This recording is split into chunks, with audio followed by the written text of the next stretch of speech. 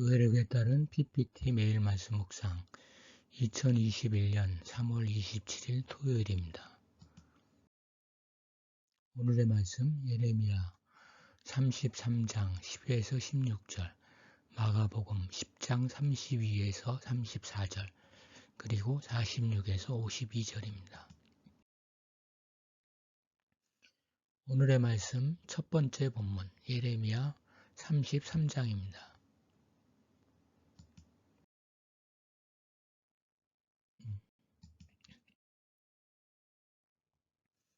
유다 성읍과 예루살렘 거리에서는 여호와께서 이스라엘을 바벨론의 포로로부터 귀환시킬 때에 심판하실 때 끊긴 즐거움과 기쁨의 소리와 신랑 신부의 소리가 다시 들리게 될 것입니다. 이처럼 즐겁고 기쁜 소리와 신랑 신부의 소리와 감사제를 드리면서 찬송하는 사람들의 소리가 예루살렘을 비롯하여 유다 온 땅에 들린다는 것은 재난의 때가 지나가고 온전한 회복의 때가 돌아왔음을 뜻합니다.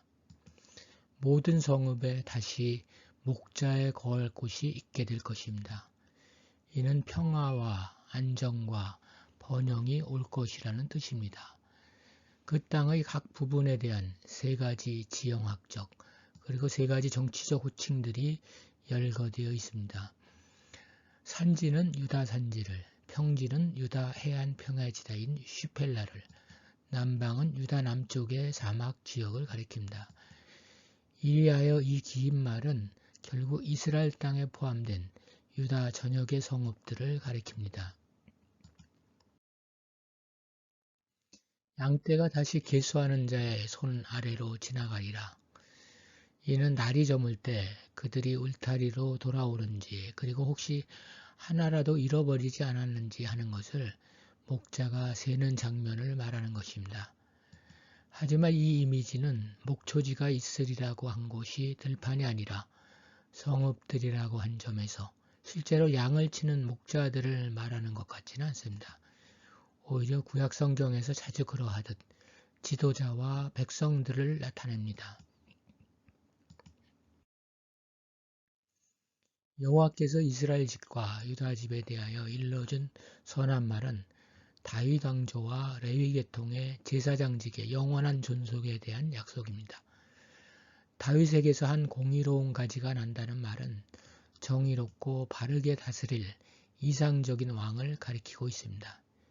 이는 싹, 순, 뜨인 돌, 머릿돌 등으로 묘사되기도 하는 장차 오실 메시아를 가리킵니다. 그리하여 온전히 새로워진 예루살렘은 여호와의 의라는 이름으로 불리기에 부족함이 없을 것입니다. 예루살렘은 온전히 회복됩니다. 그 회복은 옛 포로 생활 이전으로의 회귀가 아닙니다. 그러한 회복이라면 타락하고 무력한 상태로의 되돌림이기 때문에 이스라엘도 바라지 않을 것입니다. 하나님께서 회복시키신다는 것은 예전과는 다른, 예전 것은 찾아볼 수 없는 새로운 회복입니다. 새롭다고 해서 예전의 상태와 다른 것을 말하지 않습니다. 여러 면에서, 수준 면에서 다르지 않다면 그것은 하향 쇄신일 것입니다. 그러므로 하나님의 이스라엘 회복은 정치, 경제, 사회, 문화 전반에서의 전과는 다를 뿐만 아니라 더 나은 회복을 말합니다. 이와 같은 회복에 대해 이스라엘의 반응은 어떤 것이어야 합니까? 그들은 마땅히 여호와는 선하시니 그 인자하심이 영원하다 하고 소리질러야 합니다. 그리고 감사를 드려야 합니다. 하나님의 이스라엘 회복의 동기는 당신 자신이십니다. 하나님의 선하심과 인자하심이 이스라엘을 회복시킵니다. 그들이 이제는 회복될 만한 해서가 아닙니다.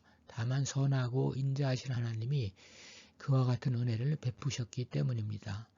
그런 하나님께 찬양을 돌리고 감사를 드리는 것은 마땅합니다. 우리도 무너져 황폐해진 예루살렘 성읍처럼 세상에 속한 자로 살다가 예수 그리스도께서 오셔서 새로이 태어났습니다.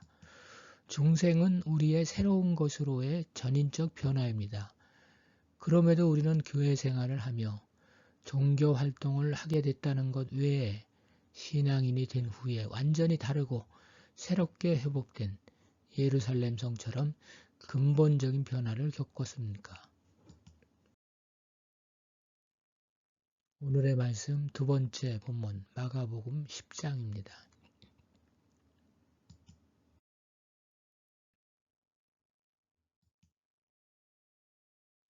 이스라엘에게 예루살렘은 특별합니다. 예수님에게도 그렇습니다. 십자가의 도장에서 거쳐야 할 곳이기 때문입니다.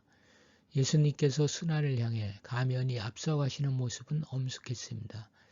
이와 같은 엄숙한 주의 모습에서 심상치 않은 낌새를 감지하면서 제자들은 놀라고 일반 추종자들은 두려운 마음을 가졌습니다. 예수님은 다시 한번 당신의 순환을 예고하십니다.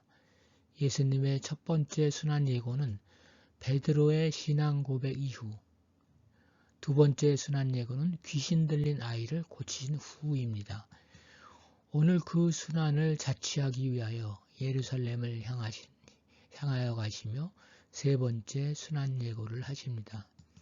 예수님께서는 순환에 대한 이해를 전혀 못하고 있는 제자들에게 이미 두 번이나 순환에 대한 예고를 하시고 난 후 매우 근엄한 표정과 보다 굳은 각오로 세 번째 순환의 예고를 하시고는 죽음이 기다리는 예루살렘을 향하여 길을 재촉하셨을 때 제자들은 놀라고 당황한 모습으로 따르기는 해도 순환에 동참하고자 하는 마음은 전혀 없었고 믿지도 않았습니다. 그래서 순환 예고가 필요했는지 모릅니다. 여리고를 지나는 길에 예수님께서 지나가신다는 말을 들은 거지 바디메오가 예수님에게 소리를 지릅니다. 사람들이 그에게 조용히 하라고 꾸짖습니다. 귀찮게 구걸을 하는 것이 거지의 본성이었고 또 이런 거지를 무조건 야단치는 것이 일반의 심리였습니다.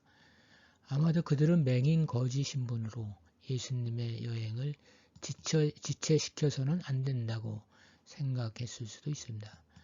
하지만 그것은 그들의 생각이었습니다. 죽음을 앞둔 상황에서도 약한 자 그리고 자신을 찾는 자에 대한 집중력은 떨어지지 않았습니다. 인류의 구원을 위한 엄청난 대업을 앞두신 분에게 맹인 거지는 하찮은 대상일 수 있습니다. 우리 역시 대단한 어떤 일을 하는 것보다 더 위대하고 중요한 일은 지금 멀리서 내 도움을 바라고 있는 사람을 돕는 일입니다. 바로 그런 사람이 되라고 예수님께서 십자가를 지십니다.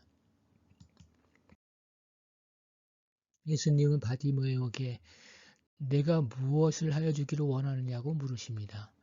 예수님께서는 이적을 행하기 전에 흔히 이와 같은 질문을 하셨습니다.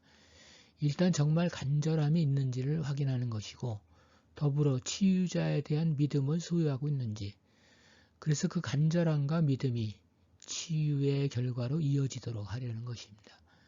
그래서 내 믿음이 너를 구원하였느니라 라고 말할 수 있는 것입니다. 맹인 거지는 예수님께서 자기를 고쳐주실 분으로 믿고 있습니다. 그 믿음은 자신의 절박한 필요를 채워주실 예수님의 능력을 신뢰하는 것입니다. 다윗의 자손이나 선생님이란 말에서 예수님의 능력에 대한 신뢰가 묻어납니다. 상대를 어떻게 인정하느냐에 따라 그에 걸맞는 태도를 취하게 됩니다. 바디메오는 예수님이 자기를 고칠 수 있는 분으로 생각했기에 고침을 받았습니다. 우리에게 예수 그리스도는 누구인지, 즉 우리는 예수 그리스도를 무엇이라 인정하는지 생각해 볼 일입니다.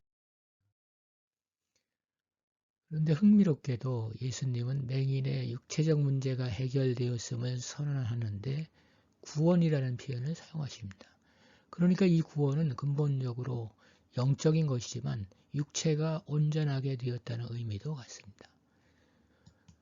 보게 된 바디메오는 예수님을 따라 나섭니다. 그가 예수님을 어디까지 따랐는지는 모르겠습니다. 그의 반응보다 관심을 가져야 하는 것은 예수님께서는 이처럼 이적을 행해서 따르는 자들에게 큰 감동과 기쁨을 주는 분이라는 것, 더 나아가 고난을 감당하면서도 그의 뒤를 따르는 사람을 삼을 수 있다는 것입니다. 기도하겠습니다. 주님, 세상의 피조물들에게 필요할 때 비를 내리듯이 저희 또한 세상에서 살아가며 영혼이 바싹 말라 바스러질 것 같은 때가 있습니다. 저희 영혼에 생수 같은 은혜를 내려 주시옵소서. 지치고 쓰러질 때 어떻게든 기운을 차려 다시 일어나기 위해 애를 쓰지만 몸이 아닌 영혼이 폐허가 된 예루살렘 같아서 포기 속에서 살아가던 바디메오 같아서 주님을 향해 소리 지릅니다. 나의 주님이시여, 이제 오셔서 마른 잎 같은 인생을 당신의 은혜와 능력의 담비로 적시어 소생케 하셔서 예루살렘 사람들처럼 당신의 선함과 인자하심을 찬양케 하옵소서. 바디메오에게 베푸신 능력을 저희에게도 기적처럼 베풀어 주시옵소서. 저희가 주님의 회복케 하심으로 전혀 다른 그러나 온전한 자로 태어나는 구원을 얻게 하옵소서. 아멘.